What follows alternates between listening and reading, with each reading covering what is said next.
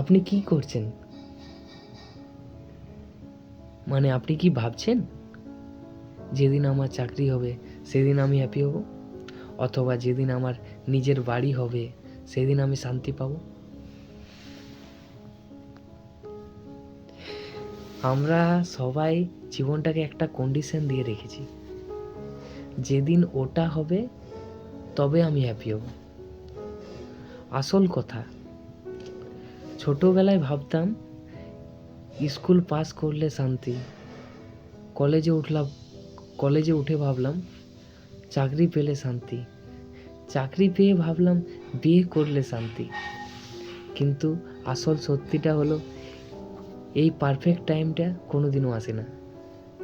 জীবন সবসময় under construction থাকবে, কোনো না কোনো সমস্যা থাকবেই।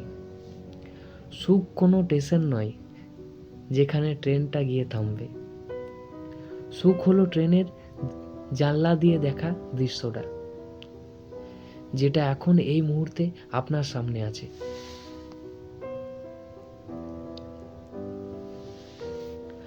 আপনি যদি ভাবেন সব সমস্যা মিটে গেলে তারপর আপনি হাসবেন, তাহলে হয়তো আপনাকে সারা জীবন গোমড়ামুখো থাকতে হবে।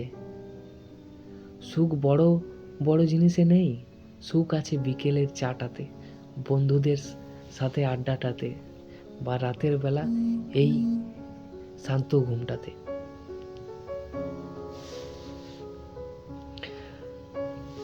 তাই আমার পরামর্শ, নিজের খুশিকে ভবিষ্যতের জন্য তুলে রাখবেন না।